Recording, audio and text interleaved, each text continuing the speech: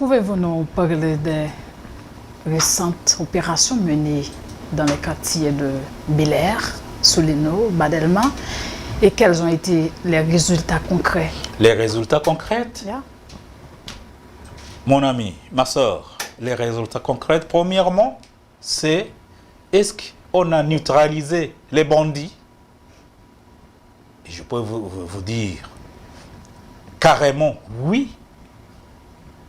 Mais la deuxième chose, vous m'avez posé une question. Pourquoi est-ce que nous ne travaillons pas avec la PNH? Mais là, maintenant, vous dites, il y avait quelques opérations dans les zones contrôlées par les gars. C'est-à-dire, nous travaillons sur le terrain. Alors, pour nous, c'est seulement arrêter les bandits, si c'est possible, et surtout, les chefs de gang. Après arrêter l'arrestation des chefs de gang, vous allez voir comment la dynamique va changer. Et c'est ce que nous sommes en train de faire. Jacques Ombaka, pouvez-vous confirmer l'arrivée d'hélicoptères et d'avions militaires en provenance du Salvador et du Guatemala pour soutenir les opérations et comment ces renforts aériens vont-ils être intégrés aux opérations terrestres existantes? Premièrement, les hélicoptères sont arrivés du El Salvador. Ce n'est pas guatémaltique. Oui. Ce n'est pas du Guatemala. Oui. Ça vient c'est de provenance du El Salvador. Et nous avons 3 hélicoptères. Et les hélicoptères là sont pour faire l'évacuation. L'évacuation des blessés. Si nous avons des policiers qui sont blessés, par exemple, à Port-Sondé, vous êtes au courant que la route d'ici jusqu'à Port-Sondé n'est pas passable. Alors, nous utilisons les hélicoptères pour transférer les blessés à la République dominicaine. Nous utilisons les hélicoptères. Ce ne sont pas les hélicoptères du combat, mais ce sont les hélicoptères pour l'évacuation. Mais nous, comme les Haïtiens, savent bien que ça sera mieux d'avoir des hélicoptères de combat. Et je vous assure, c'est une discussion qui continue toujours. Et j'espère, comme porte-parole, qu'un jour arrivera quand nous allons recevoir les hélicoptères du combat. Et ce jour-là, je vais vous inviter à la base de faire un rapportage l'arrivée des hélicoptères. Et je suis sûr, Dieu voulant, ça va arriver. Parce que c'est très important pour nous. Okay. Oui. Oui. Maintenant, quels sont les principaux obstacles rencontrés par la mission multinationale dans ces opérations contre les gangs? Comment la mission prévoit-elle de surmonter ce défi pour restaurer la sécurité dans les zones affectées? Les obstacles. Premièrement, il y a des défis, surtout dans les bordeurs poreuses. Vous voyez, les frontières, il y a le trafic d'armes de provenance, je ne sais pas où, mais chaque fois que nous combattons les gangs, nous voyons que lorsqu'ils finissent à utiliser leur ammunition, ils restockent leur ammunition. Alors, pour nous, le premier obstacle, c'est que si on peut quand même bloquer l'entrée d'armes des pays à l'extérieur, jusqu'ici à Port-au-Prince, ça va nous aider beaucoup. Mais malgré tout, je suis sûr que les défis que nous avons, petit à petit, on est en train de surmonter les défis là. C'est ça.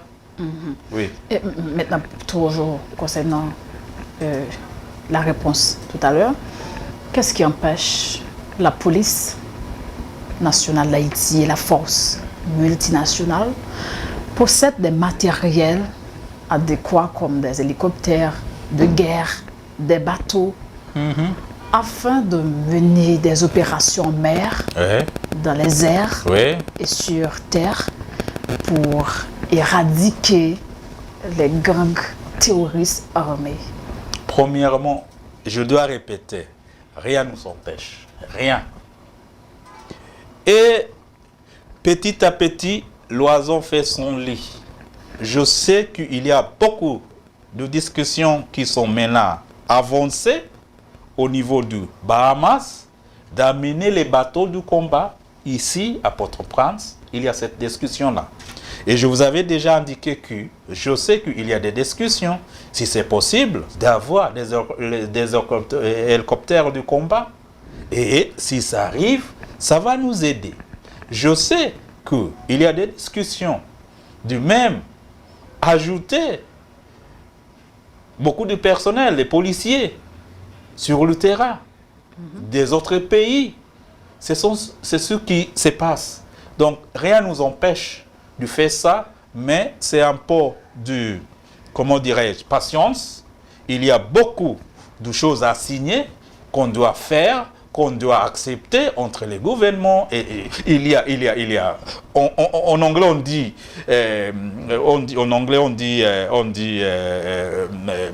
comment dirais-je, political will, c'est-à-dire il y a un goût, même le gouvernement est prêt à nous aider à faire ça. Alors, avec ça, je peux dire expressement que c'est possible et ça va arriver, mais ça peut prendre un peu de temps, mais ça va arriver. C'est très important. Premièrement, avoir des bateaux.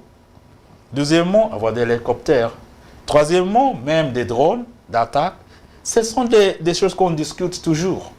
Alors, pour moi, c'est seulement parler avec les Haïtiens, soyez un peu, ayons un vent de patience, ça va arriver. Ça va arriver. Très, très, très important.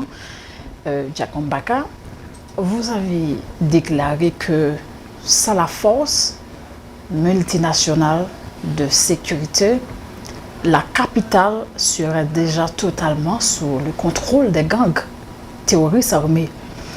Aujourd'hui, beaucoup de gens constatent que près de 90% de la capitale est déjà contrôlée par des gangs.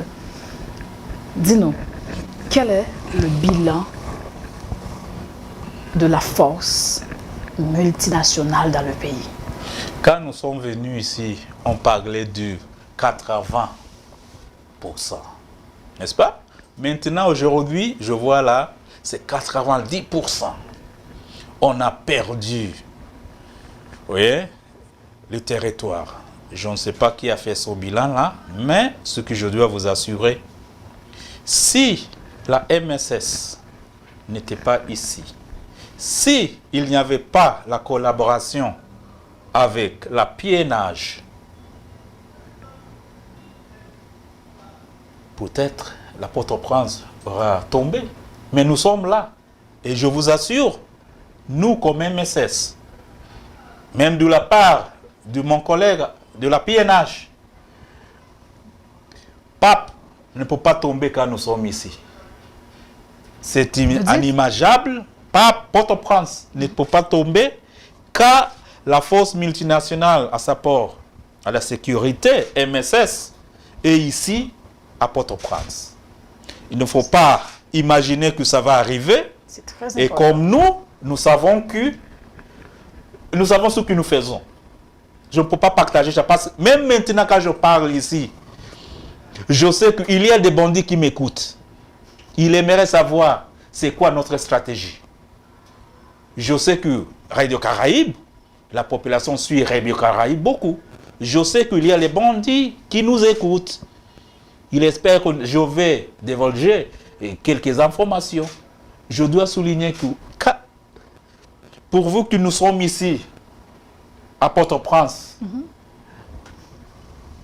la ville ne peut pas tomber. Je vois que tu souris. Je ne sais pas pourquoi. Peut-être que tu ne me crois pas. Mais imaginez, nous sommes venus du Kenya, presque 15 000 kilomètres du Kenya jusqu'ici, et restés sur... Maintenant, nous mélangeons nous-mêmes avec la population. Nous nous sentons comme les populations haïtiennes. Nous ne pouvons pas laisser le pays tomber. Alors, je vois que tu souris. Peut-être que tu ne crois pas, mais pour moi, je vous assure, et après la réussite, vous allez m'inviter dans cette studio pour clarifier des choses. Et c'est ça l'espoir qu'il faut avoir.